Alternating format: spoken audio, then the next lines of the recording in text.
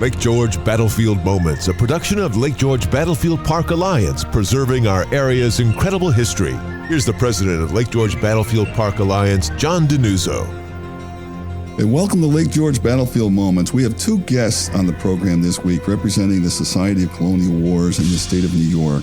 J. Barclay Collins II, who's the New York governor of the Society, and Richard Vietor, co-chairman of the Education Committee and chairman of the Commemorative Activities Committee. Welcome, Barclay and Richard. Thank you, John. We're very pleased to join you. Well, likewise. First, I'd like to thank both of you for the Society of Colonial Wars' specific contributions throughout the Battlefield Park's 130-year history. I mean, the Society of Colonial Wars commissioned and dedicated the William Johnson-King Hendrick statue back in 1903, and it sponsored its restorative work earlier this year. Now, I asked on the radio side, Barclay, I asked you this question, and it fascinates me. Of all the places in the United States, why was it at Lake George that your organization back in 1903 selected this site, Lake George Battlefield Park, for such a magnificent memorial? Well, John, first of all, we would, of course, being a New York society, focus on events that happened in our great state of New York. And in the days when this monument was erected, monuments were considered very important markers of history. There was a great interest in the colonial period in the late 19th century, perhaps as a result of the Civil War and all that resulted in. And our society, newly formed at that time, believed it was important to erect memorials to celebrate the memory of the events and the men who, in civil or military positions, assisted in establishing, defending, and preserving the colonies. So it was a right project for us from that perspective, and we chose Lake George because of its particular significance in the French and Indian War. It was in many ways a turning point. The French were trying to stop the northern thrust up the lakes of the combined colonial militias, and on the other side, the colonial militias were intent upon stopping any further incursion south of the French forces. So this all came together on a very bloody day in September of 1755, with the ultimate result, the English forces were victorious. And so that marked, as I mentioned, a significant, in many ways, turning point in the wars. Well, Battlefield Park and the Battlefield Park Alliance has had a great relationship with the Society of Colonial Wars, particularly this year with the restoration of our sculptures, and you folks were so helpful in getting that off the ground, particularly for the Battle of Lake George sculpture of William Johnson and King Hendrick, which is our logo. So that's how iconic that is for us. Richard, I know you a little bit, although I look forward to meeting you for the first time in a few weeks, but we've had a lot of phone conversations. Do you consider yourself a historian? If so, or if not, tell us about your background a little bit. Yeah, okay. Thank you, John. I'll let others decide whether I'm a historian, but I did major in history, not colonial history, in college. And most of my work career involved studying history of not necessarily colonial history, but history has always been a guiding star for me. With your permission, I'd like to supplement Barclay's remarks. Oh, sure. About the importance of the Lake George battlefield by mentioning that it was only 2 months earlier that the British regulars suffered a devastating defeat in Ohio at the Battle of Monongahela, where George Washington was involved, and that was General Braddock's fiasco. And the Lake George battlefield, I believe, was the only battle where British regulars were not involved. Please correct me if I'm wrong on that, but it was a outright colonial victory just 2 months after the Braddock disaster. And it's also important to me because it recognized the role of Indian allies, particularly King Hendrick's and the other major conflicts in that year did not really involve strictly colonial and Indian allies. So to me, this monument is even more important as the sort of pinnacle of the successes the colonial militias had in the French and Indian War. Well, thank you, Richard. And I do believe you're correct in terms of being the provincial soldiers, the American-born or American resident soldiers who carried the day at the Battle of Lake George, with only one, I think, British regular with them, an officer. We've talked a lot about Lake George and its impact, but more broadly, I mean, Barclay, what is the Society of Colonial Wars mission and what the rationale for the organization? The mission of the New York Society of Colonial Wars and all of the some 34 societies across the country is to educate about the colonial period of American history, which we define as the period between the founding of Jamestown and the outbreak of the Revolution. And we believe that the stories of those years during which the colonies were formed and struggled against various adversities, they grew, they prospered, they joined together in commerce and culture and in common defense, and finally united to throw off the yoke of monarchy, are worthy of further study and of further exploration and dissemination. I think this is a period of American history which today is underrepresented in history. And I was a colonial American history student when I was in college, so it's a period that has a particular resonance to me. And yes, like some other battles in the colonial period, it was entirely colonial militia forces. General Johnson was not a British regular officer. He was a general of the New York militia, newly made a general with actually no battle experience, which is why his alliance with the Mohawk chieftain Hendricks was of such importance, because Hendricks was a battle-seasoned warrior. But we've worked over the years through our education programs and through our funding, to promote study of the colonial period of American history. Wonderful. It's great to learn about your organization, the name of which has been at Lake George Battlefield Park for over 120 years. But learning more about the organization, I think, is very helpful. Richard, who's eligible to become a member of the Society of Colonial Wars, and how can those interested find more information about joining? Well, I would refer anybody who's interested to the website, the Society of Colonial Wars in New York, which, by the way, is info@colonialwarsny.org.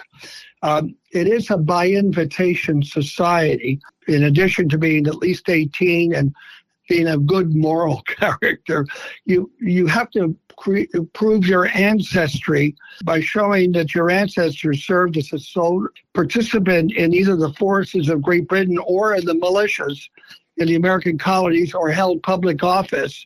That documentation is generally submitted to the society.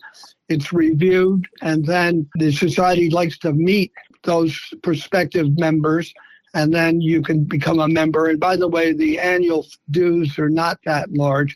And I might point out to your listeners that because the Connecticut and Massachusetts militias also participated in the Battle of Lake George, they may have some ancestry in those state societies, and in addition to the New York. So I would encourage anyone interested to look into that as well. Okay, thank you. And we know, obviously, about the beautiful sculpture at Lake George Battlefield Park. What are some of the other activities, Barclay, that the Society of Colonial Wars is involved with, besides having commissioning sculptures and doing those kinds of memorials? Are there other activities that people would? Yes, see? we have very active grants and scholarships programs.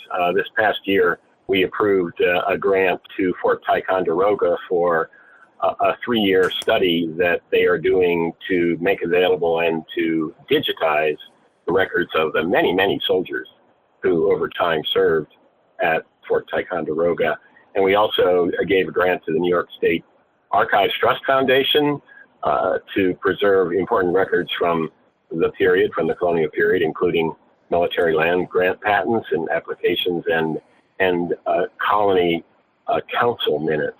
And in addition, I might add that we sponsor at Columbia University a significant fellowship for doctoral students and young faculty members who are researching and writing on topics in colonial American history. We also have a scholarship available to members of the Society for undergraduate education. So we have a broad range of activities. We give book awards to schools in New York for the writing of essays about the colonial period, very active programs that we hope will make the colonial period a more important part of the study program. Thank you. And did I see on your website that there's also a book award given to published works? Yes. Every year we give a book award to an author who has published within the last year a work about colonial American history. This year, for example, we gave our book award to Professor Andrew Lippman, who's a professor of history at Columbia University, and he wrote a quite interesting book, which I recommend to your listeners. The book is titled Squanto, A Native Odyssey. He delves deeply into the life and cultural surroundings of the fabled Squanto, his diplomacy with the Pilgrims, and I must add, the real story of the first Thanksgiving. It's a fascinating book, and I think you would enjoy reading it, John. Well, thank you. I'll look it up. How do you spell the author's name? Oh, it's Lippman with one P, Lipman. Andrew Lippman. This is an award that we've been giving for many, many years. For example, we gave one quite a few years ago to the very distinguished Professor Bud Balin, who was my professor in college and a very noted American colonial historian. He's been honored. Many, many famous writers in this period have been honored over the years. So we're always looking for someone who has written something new and with new research and with an interesting bent on the events of the colonial or the people of the colonial period. Well, thank you both. One last question, and I'll toss it up in the air, and whomever would like can respond to it. Now, you both were history majors or minors or interested in history as undergraduates. How did you become interested or aware of the Society of Colonial Wars, or had your fathers been part of it? And secondly, where do your members come from these days? Is it kind of passed down from generation to generation?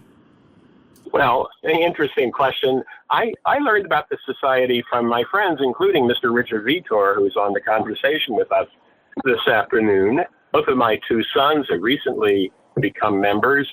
Our members come from a variety of states. We have, the bulk of our members live in New York, but they come from other states. Some of them belong to other state societies. So we have members who live in the District of Columbia. We have members from Connecticut, from Virginia, from South Carolina, and from Florida. That's just a few. So it's not unusual for members to belong to more than one state society. It's quite easy to transfer from one society to another. So Barclay and I just said we're both members of Connecticut and Florida, as well as Barclay being the governor of New York. I would say that I learned this especially through my mother's side, and I think my older brother became the first member, and then I became a member. And I certainly hope at some point my grandson will also join the society. But it is open to all comers, and we would welcome anybody who's interested in joining. Okay. Well, thanks to you both. I want to say that I mentioned throughout this podcast that your organization was heavily involved and very supportive of the restoration of our Battlefield Park sculptures this spring. And we've organized a guided tour of the three sculptures, the Battle of Lake George, which we've been talking about, the Mohawk Warrior, and Isaac Jogues. That will take place on Sunday, October the 12th, starting at 1 p.m. and again at 3 p.m. And Richard Vietor, our guest here, will be personally telling the history of the Johnson-King Hendrick sculpture that day. So be on the lookout for more information about that event. Email us at info@lakegeorgebattlefield.org. And we thank Barclay Collins and Richard Vietor for being our guests and for all they do to promote and preserve our American history. Thank you, gentlemen. Well, thank you, John. And I just want to say that we thank you for all that you and your board do for the preservation of Lake George Battlefield. It's a remarkable effort on your part.